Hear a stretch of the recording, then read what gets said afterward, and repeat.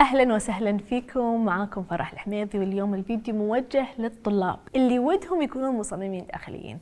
دائما تجيني أسئلة وكومنتس على السوشيال ميديا إن فرح شلون أدري إذا أنا مناسب إني أكون مصمم داخلي أو مناسب إني أكون معماري أو انتيريور ديزاينر.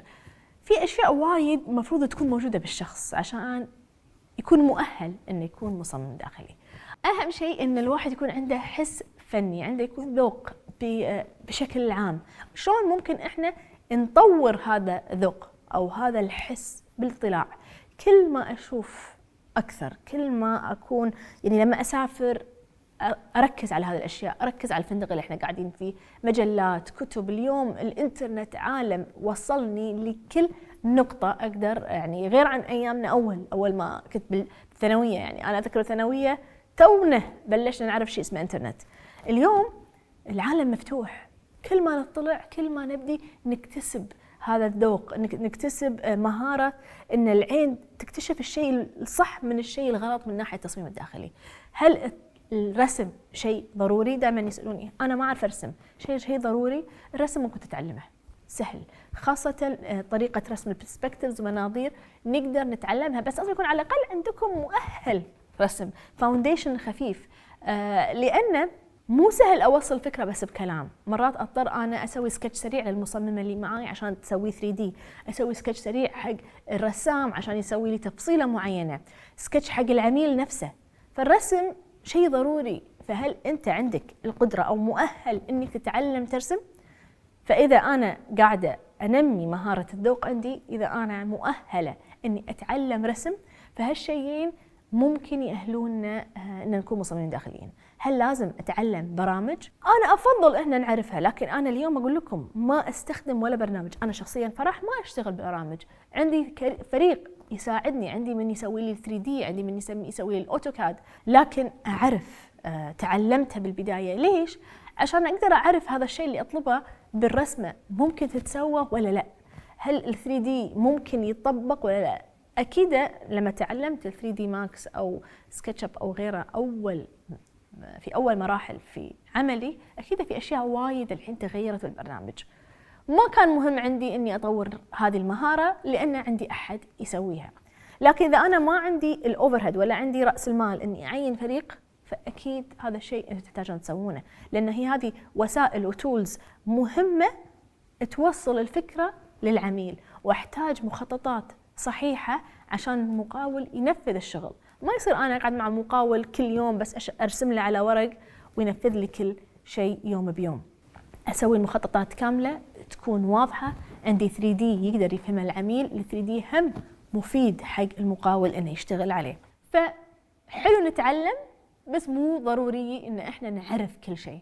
هذه أهم الأشياء من الناحية الفنية عشان تكون مصمم داخلي. خلينا نتكلم من الناحية الشخصية. محتاج تكون متحدث، محتاج تكون إنسان اجتماعي، محتاج تكون شخص مو معتقد أن التصميم الداخلي هو أقعد خلف مكتب وأصير مديرة. لا، تبي تصير مصمم داخلي لازم تنزل موقع، لازم تحتك بعمال، لازم تروح مناجر، لازم تروح مصانع، لازم تتوسخ. ما أكون وايد حساسة، لا ما أقدر، لازم ألبس لبس معين. لازم ننزل مواقع. لا، هناك العلم بالمنجرة، العلم بالسوق، العلم في موقع بنيان بين السميت بين المقاولين. هذا المكان اللي راح تتعلمون فيه، مو خلف الكمبيوتر، مو في المكتب، مو تحت مسمى مدير مشروع أو مسؤول قسم. لا، ما راح تتعلم. إذا أنت قاعد تفكر إن تكونون بس في مكتب، راح توقفون وما راح تتعلمون أبدا. لازم يكون عندكم القدرة أو راضين إنكم تشتغلون كل شيء. فمن الناحية الشخصية إن أنا مستعد أسوي كل شيء، أنزل السوق، أشيل عينات. أنا صراحة شيء مضحك جدا، مرت علينا واحدة في مكتبنا اشتغلت، فأحب، يمكن هي ما كانت فاهمة أنا شنو كنت قاعدة أسوي. قلت لها عدلي العينات. ليش قلت لها عدلي العينات؟ لأن مرة سألتها قلت لها يبي لي الموزاييك، ما كانت عارفة شنو موزاييك، فقلت لها روحي عدلي العينات ورتبي لي إياها. أنا عندي ناس ممكن يرتبون وينظفون ويسوون، موجودين، لكن ليش قلت حق هذه المصممة روحي عدلي لي العينات؟ لأن كنت أبيها تشوف، تلمس، وإذا كانت شاطرة كنت توقعتها تسأل، تيجي تسألني هذا شنو، تسأل المصممين، تتعلم.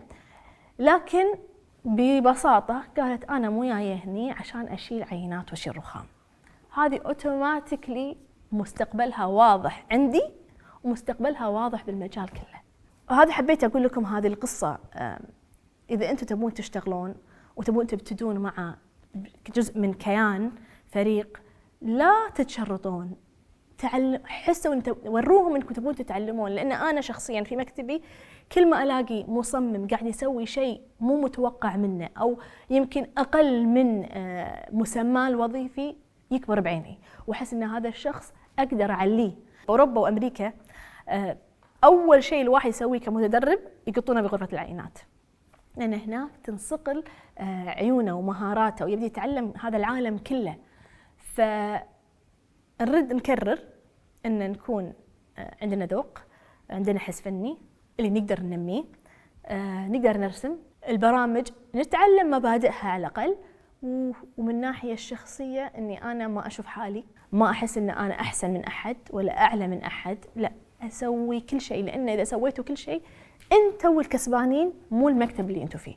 راح تطلعون باشياء وايد ومعلومات وايد ومهارات جديده من اقل شيء. لو انا اقعد مع النجار واشوفه يشتغل اكيد راح اتعلم شيء جديد، لما امسخ الخشب وشيء ينكسر بيدي اكيد راح اتعلم شيء جديد. فاذا حسيتوا كل الكلام اللي قلته مطابق لكم، فانا اضمن لكم مستقبل جدا جميل في هذا المجال، واتمنى لكم يعني رحله سعيده كمصممين، وتوكلوا على الله ودرسوا، وان شاء الله تكونون زملاء معنا في هذا المجال. قبل ما تتركوني تاكدوا انكم تسوون سبسكرايب لقناتي عشان توصلكم مثل هذه الفيديوهات واكثر.